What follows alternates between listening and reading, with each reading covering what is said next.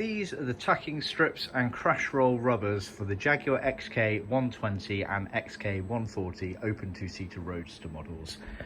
The tacking strips, the plywood pieces here, you get 4 of them. One for the Dashtop Scuttle, left hand, right hand door tops, and then at the back here you've got the rear tonneau capping there.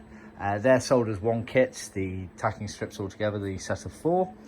And then for the crash roll rubbers, you have one big bit there which gets cut up into 3, so one for the Dashtop Scuttle, door tops, etc.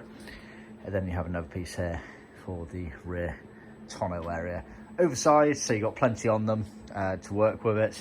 And whilst we're on that topic as well, the tacking strips are actually oversized as well, and that's to allow for the best fit to your individual car.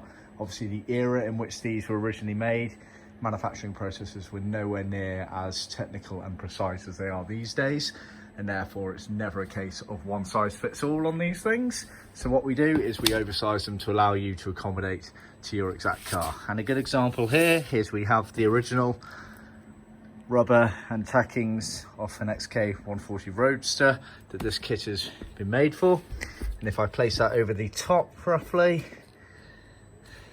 you can see there, easily big enough to allow for the curvature of the car, so that will allow for flexibility with your car, knowing that it will almost certainly be different to the next car off the production line.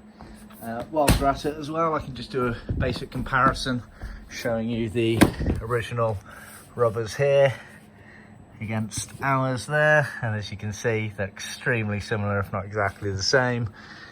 Nice and firm as are ours. Ours are just a bit cleaner.